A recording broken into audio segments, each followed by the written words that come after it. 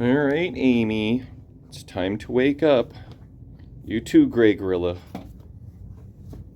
Time to get to work. I'm Mike Dimas, and this is Pinball Shenanigans.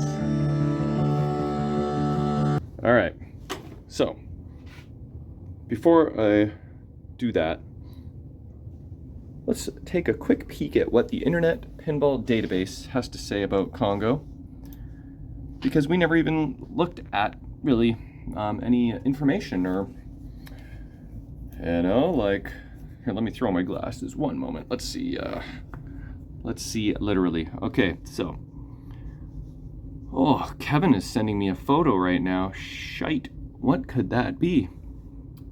Probably progress on his Sorcerer Playfield swap job for Mr. Pinball Tomfoolery himself. Anyway, so Congo came out in 1995. You know, just for fun, let's check something else here. Congo, the movie, also came out in 1995. It does not look like it had a very good rating. I think we all know that about Congo. When an expedition to the African Congo ends in disaster, a new team is assembled to find out what went wrong. Okay, well, that's what the movie's all about. So, they didn't make a whole lot of them. 2,129 units. That's a pretty low run. Let's compare that to Circus Voltaire. I knew that Circus Voltaire didn't have that many, but I think it might be a similar run. Let's see here. 2,704. Wow, so Congo is even rarer than Circus Voltaire. Designer is John Trudeau, the bad guy. We won't elaborate on that. Also known for the big flipper gaps, but Congo doesn't really suffer from that. I haven't noticed anyway. Art by Kevin O'Connor. Vince Pontarelli did the music and sound, and software by Bill Grubb and Dean Grover. So what do we got going on here? Congo was produced both as a complete game and as a conversion kit for narrow body WPC security games. I did hear something about this back in the day. I don't know too much about that, but that's interesting. For marketing slogans, we got uncover valuable collections deep within Congo, hippos, snakes, and killer apes, and that's just the first ball. That's pretty cute. And then, of course, we got the flyer, which states that for Gray, getroffen mag Congo Wuten mit beiden Flippern Punteki Samalen. You would almost think I knew German there, right? But anybody who's German that heard that probably is trying to slap me in the face through the computer screen there. Anyway, let's get to some work here. Oh, and just a quick tease, this is the photo that Kevin sent. His whitewater restoration is done and looks friggin' incredible. Okay, I think for today I might deal with Mr. Gray.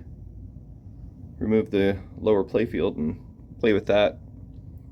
Clean it up. Looks like all the target foam is in good shape down there. Just the switches, although they all work fine. And just inspect it. Change the lighting out. While editing the video, I was thinking about this volcano lighting I added here. I'm going to revert that back to white and just leave the bulk of the color in the volcano top portion. Not so much the bottom, although that does kind of look like lava spilling down. I don't know, just not really completely sold on it. So, what else? I thought just like the tiny little subtlest of things, I might change this post to white because I have one, and maybe that will help transfer a little bit more light to the playfield. Probably not, but I might do that. And you know, depending on how ambitious I am, I may get to work on some pop bumpers. I'm gonna just have to, you know, if I have everything in stock, I'm probably just gonna, yeah, check this out. Yellow skirts, These appear to be the correct bodies, I believe. If not, those ones will work. I've got the boots, or whatever they're called. You know, it's not as fun as transparent bodies, but that's gonna set me back a few weeks, and sometimes you just want to keep that ball rolling. So let's see what happens with that. Okay, so went on another little tangent like I do. I changed that star post to clear, and then I realized this black one deserved to be clear as well, and it does actually shine a little bit more light onto the playfield, so it really is a thing, and however subtle it is.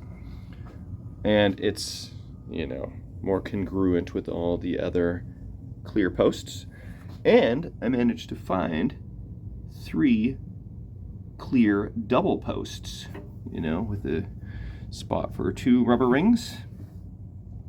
So I did 1, 2, 3, 4, 5 posts. And then I did change that red LED back to warm white. I think I like that better. There's a chance I may still do something with this lighting, with some LED strips or something. But yeah, so we'll have to stay tuned for that. And I think that is about it. Oh, I did just use some super lube, because every time I'm lifting the playfield it is a god-awful screech. And I thought maybe adding some super lube would help with that. So let's see. Oh yeah, no more screech. It's completely gone. Perfect. Just, I don't know if you can see, but now this is not a good demonstration. Anyway, I just rubbed some super lube on the rails, and that solved that. One thing I want to do before I get too much further ahead in terms of playfield assembly is to see if I resolve the issue where the ball was getting stuck over here. See, look at this.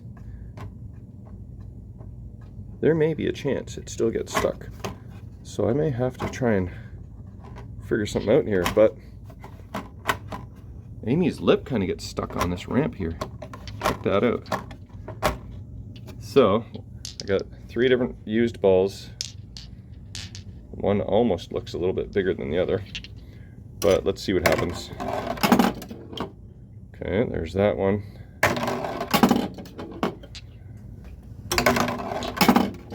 Okay, well,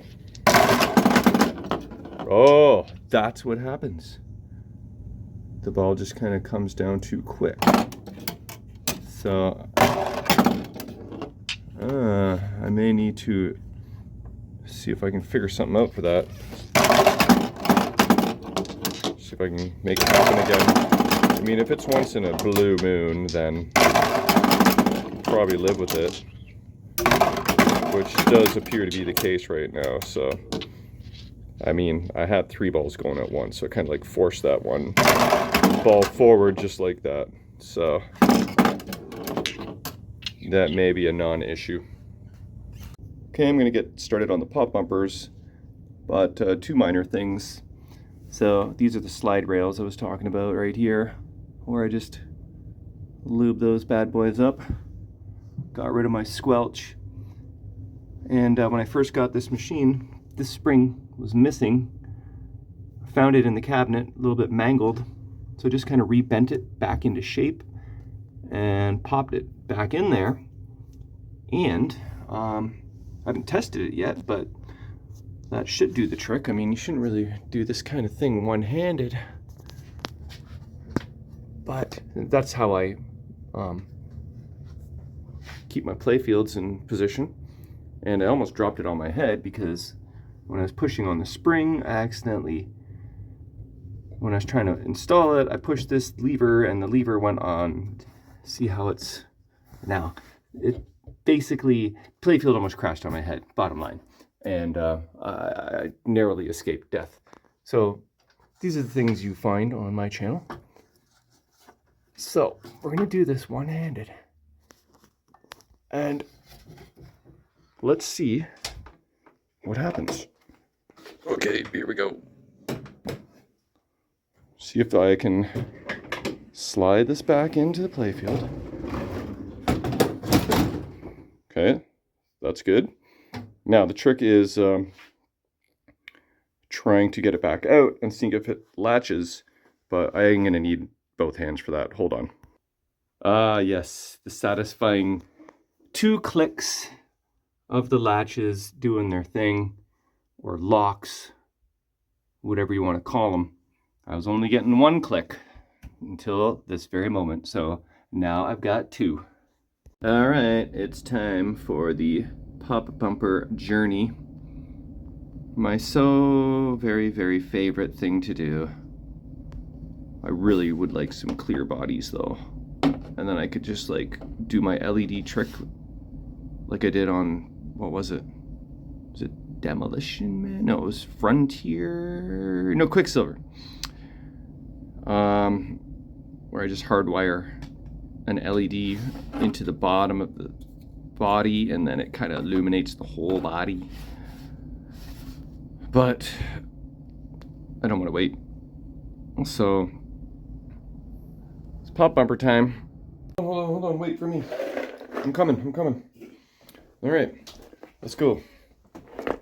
You lead the way. Yeah, I'm coming, don't worry. Let's go check out Congo. I need you to investigate. Tell me what you think. It's in the other room, silly. Well, I better close this because I know she's going to jump in there and electrocute herself. Where'd you go? You're a stealthy little turkey. I'll find her. There you are. Are you like just chilling there? It's a very odd spot to chill. You're supposed to be meeting me in the Congo room. Come on, we got a meeting. Starts in like 1 minute. Let's go. Well, Ellie decided not to show up for work today. So, I will carry on. But my problem is, I've got 2 of these kind of style pop bumper bodies. I've got 2 of these style. I've got 3 of these style. I need 3 of a kind. My OCD won't let me do that. My OCD won't let me do that. This is the old one. And I can't really guarantee these guys are going to work because they're taller than these guys. So, I'm at a bit. Ow, what was that? Roadblock. But, whoa, look who just showed up for work. Maybe, do I have the machine on? Okay, I tricked myself. What? You're gonna mess stuff up, you silly cat. Why is your butt twitching? Well, okay. I think your work is done here. Time to get out of Congo. Okay, I'm back in the basement. It is tomorrow. And last night, I decided to pull the trigger and I ordered new pop bumper parts. I'm not going to tell you what colors I went with. I'll keep that a surprise. But my buddy John Charest said he was going to place a Marco order last night and if I wanted to jump on board. So the timing was right. So instead of dealing with the old white stock that I have and not even a 3 of a kind of the same type of body, I'm going all new. So that's exciting. We'll have to wait, but not that much because the order was already placed and the order has already been shipped because Marco does work on Saturdays. So just a matter of it hitting the shipping depot and then John picking it up across the US border there and bringing it to me next time I see him. So that shouldn't be too long. Anyway, I'm going to continue on with disassembling these guys, then I'll clean up the playfield and then maybe get to some gray gorilla. Alright, disassembling these guys here, removing all their nuts, and all 6 washers are still there, surprisingly. But look what I found. This guy tried to elude me One more incandescent bulb. I'll have to remedy that immediately. Pop bumpers are all removed. I'll tidy that up. I got my my spoons all cleaned. I did that from underneath, obviously. And they're all intact. Also, all the metal and Bakelite wafers for the pop bumpers are all in good shape too, so I don't need to replace those. So that's pretty nice, but definitely these bodies, skirts, seen better days. Originally, when I was thinking I'm going to try and reuse a couple of these yellow skirts, get like a little dirt. If you get dirt like this on your pop bumper skirt, turns out that is just a chip waiting to happen. And that's what happened here. I was trying to clean out the dirt, but it was actually in a crack, so that just chipped right off. And then same with this skirt. It's in pretty bad shape. This one actually has no chips, surprisingly. But have a look at these bodies. Pretty brittle and rough. This one has a giant hole in the side. And I think this one also has a hole. So happy to do away with these 30-year-old pop bumper parts. Okay, so this is all garbage bound. That pile there. And then this pile I'll reuse. I believe all these boots are actually in decent enough shape. Springs are fine, all the hardware is fine. And these guys are not even that dirty. I cleaned one. I don't even know which one that was now. I'll give them a clean. It was definitely not this one. And await my pop bumper parts. Alright, these parts are all cleaned up. And the Playfield is cleaned up. So now I'm going to prep my LEDs, my little hardwire jobby. And I did that, I think I mentioned, on Quicksilver last time. Before that, it might have been Lord of the Rings. But I will do it again on Congo, and I'll show you what I mean. Okay, found these in my stash. It's like 4 SMD Comet. And that should be nice and bright. I think they're all the same variation of white. Now the trick is I need to disembody this little bad boy here without destroying it. Last time I did this on Quicksilver, guess what I destroyed? Oh, this might actually work. Kind of just gently cracking the shell here. Oh, look at that. Yeah. Try and not rip off any legs in the process. There we go. So there you go. There's your little resistors. I think that's supposed to make these guys like anti-flicker. So I will literally just add wires to the legs, maybe 6 inches or so, maybe 8, give myself lots of room. And then eventually I'll just feed them into the holes, whatever holes they are. Can never remember if it's the big holes or the small holes. Probably the small holes, but you get the idea. It's going to end up down at the bottom like so. And because the LED is at the bottom, it's going to really illuminate the whole body from the base all the way up. So a lot of LEDs, you know, they're at the top of the pop bumper, so you only get light from here up, which is fine in most cases. But this will have a nice little effect and add some extra lighting in that area of the playfield. So I'm going to prep these LEDs and get them ready. And two benefits I should mention. Two side benefits of this style and this strategy is that, well, I don't need to buy new sockets, so it's cost effective.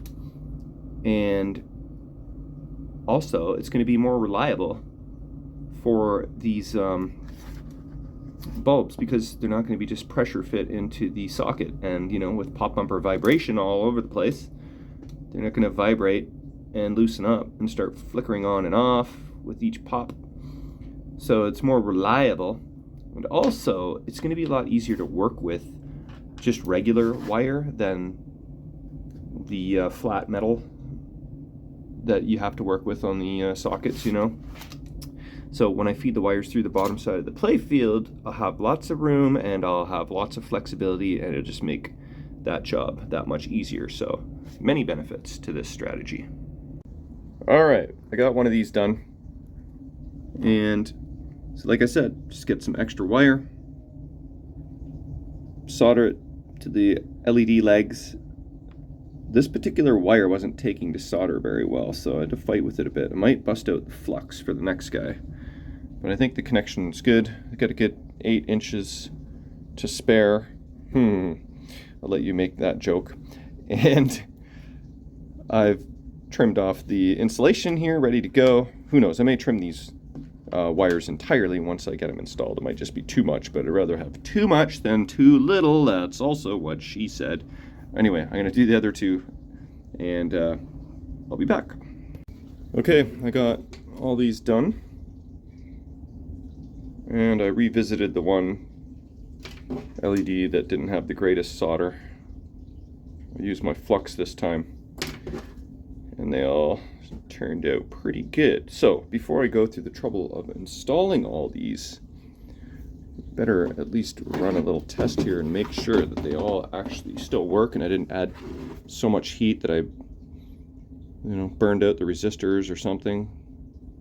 Because look at this, nothing has happened. Oh wait, it is. I got scared there for a second. Okay, that's good. These are what, 6.2 volt LEDs or something? Where do they? I threw out their bodies, let's see, 6.3 volts. And this battery pack is not quite that. It is what, about 4 point, I think it's 1.5 volts per AA, so 4.5 volts max. So it's not going to be full brightness. And yeah, that looks good. Test this last guy. Hold that on there. And okay. Hold that on there. There we go. So that is good to go. I'll bag and tag all that stuff and then wait. All right, next thing I'm going to tackle is the shooter rod. Just give it a freshening up. Install the shooter sleeve that I found in the cabinet, and I now know why the sleeve was in the cabinet, because I was talking with the previous owner, Mike Wong, who did the original shop job and all the good stuff on this machine. And he said that he had made a custom, like, green diamond shooter rod. And I'll show you a photo of that in a minute. But someone along the line sniped that. You know who you are, whoever that is. I don't know who it is, but they removed the cool green diamond shooter rod, installed this old piece of crap that's got, it looks like it had some severe mushrooming at one point, and got filed down. I just did some more filing to make sure the edge was smooth, so it didn't like ruin another new shooter tip, which I'm going to go green. Mike also mentioned that a couple other things. One, that the jump ramp was new. He bought this new, and this stop as well. I got a new stop in the coin box. He bought Marco out at the time because back then they were unobtainium, so I'll put in the new stop. But this is actually a new ramp, and this metal weldment here for the volcano is actually the improved weldment from Mantis Pinball. So that is why the volcano is in such freaking good shape. Oftentimes the roof will just break off and the ball will fire into the top of the volcano, and a lot of volcanoes are busted up for that reason. So I've got the improved weldment. He added this custom speaker panel art. His buddy helped design this alternate back glass. I sent the files to Retro Refurb, so that's where this came from. And what else? Oh yeah, these lane guides are actually custom sculpted by Brock. And if you don't know him, he's a guy who's also done the really cool custom sculpt on Bram Stoker's Dracula. The whole, like, the dude that replaces the Ron Jeremy character in the coffin. If you ever seen that custom sculpt, it is amazing. So there's that as well. Oh yeah, Mike also said that for all the games that he does, he makes this kind of standard custom apron card. It's got like the flyer on one side and information on the other. And he says, if I look underneath it, that he's even got the date that he purchased the game on it. So this is laminated. Like I said, I've got new apron cards coming. So I'll try not to damage it, but we got some two-way tape on there. Let's see if the little Mike Wong Easter egg is under here. I don't see a date on this particular one, but it was fun to look. And here is a look at the custom shooter rod that once upon a time was on this Congo. And one of the other cool mods that Mike used to have on his Congo was this custom translite, which his buddies apparently called an ass light, which is pretty fun. And if you look closely, you can see the movie cast kind of just lurking and staring in the background. I found the Easter egg. I was looking at the back. Supposed to be looking at the bottom. There's the date that Mike purchased Congo. All right, shooter rod is finished. Let's have a look. I have a plunge. And there we go, way better. All right, I think it's time for Gray Gorilla to come out and play. So let's see what we're up against there. We got a nut there. It looks like they're just using regular pinball rubbers behind the nut, so you can kind of adjust the height so that, you know, it's nice and flush here. So that's nice and easy to deal with. Okay, so there's another one here. Another one here. Doesn't look like it has rubber underneath that one, nor that one. And then got another one there, and another one there. So apparently there's just the rubbers on these three guys there, but looks like I need to remove this lamp board on both sides in order to get at those. So I'm gonna remove all that and I will be back. Check this out. The little stand-up promo plastic. Had this on my water heater forever, and I think it's only appropriate that while I'm working on Congo, this guy needs to come over to the workbench. Crap, the inspector showed up. Hope everything's in tip-top shape. Yeah, everything's good, everything's good. Oh, you don't even need to check, you just trust me. I appreciate that. All right, I got Gray Gorilla removed. And let's see, so the top three nuts there were for the window. And then once you unveiled and removed the lower playfield, you can see the other three spots here that also have rubbers underneath to level the whole plastic there. So I'm not sure if I'm going to remove this Just have one nut left, really. Oh wait, no, got 3 nuts left. And maybe give it a clean. Probably should do that while I'm in here, right? And then here is what the mech and lamp boards look like out of the machine. So these are easy enough, just 2 screws and 1 connector and they come off.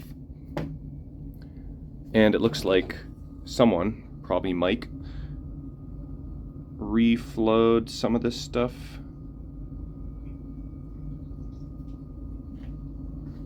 Do these headers look reflowed? If not, I'm gonna do those. I thought they looked reflowed. Yeah, on this guy here. So while I have these out, I'll at least reflow those headers. Change the LEDs to something, I'm not sure what yet. And then I'll clean up, adjust these targets, clean the Playfield, clean Gray Gorilla. He's pretty fugly, eh? Look at him. He's got some battle wounds. I think that'll make for a good thumbnail photo there. There's a measly little incandescent flasher that I will turn into LED. Then we got little like art blades on the sides. Might try and glue that up a bit. Same thing on the other side. So it's a neat little Playfield.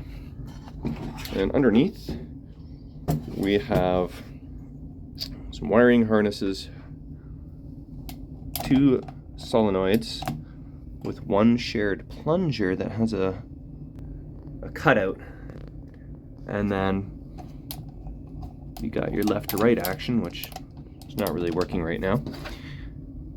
But yeah, that's what that looks like. So all in all, actually very simple mech. I've heard people have had troubles with these though. I mean, I can see these parts getting pretty beat up over time. I don't know why this spring looks like it's been stretched, probably on purpose. Got to have the right tension for that. But I don't think this needs a whole lot. Just a bit of a cleaning, LEDing, and stick that back in. Okay, I've got the plastic Playfield window removed, and you can see it's pretty filthy. So a little novice should do the trick on that guy. And definitely need to clean this up here. I don't think you can really tell from the top side. I'll give maybe the inside a bit of cleaning here, but yeah, while it's out, might as well get everything all tidied up. All right, that looks a lot better. Mostly just pretty much sanded it clean.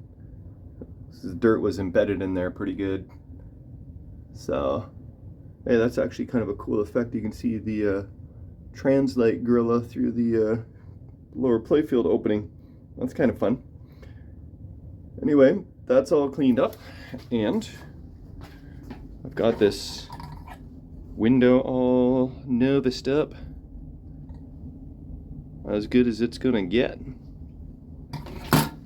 And I'm probably gonna just give these lamp boards a full reflow because I was tugging on these lamp sockets, and check this out. This socket here is a little loose. If I can try and demonstrate here.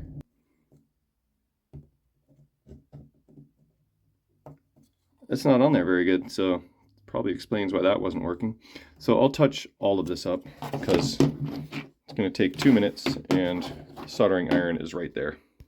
Alright, I got all this solder reflowed, cleaned up my flux, kind of, and that should be good to go now. We'll find out. I can pop in some LEDs there and then just plug in the wiring harness, this 2-pin connector, before I really go to town installing everything, so I can test all these sockets and I can test some various different color options. I'll probably end up just going like a warm white. And then I got my window installed, and I'm pretty happy with how flush it is. I just took this piece of plastic here and I'd run it along the edge, and if I heard a little bit of a tick or a click, then I knew I needed to raise the window up a bit. So I did that for each of the points, each of the nuts, and I think that is pretty friggin' flush, so I am happy with that. And on that note, it's time for me to go. So we'll save Gray Gorilla for the next episode, but yeah, this is my thoughts on that. I think that'll look pretty cool.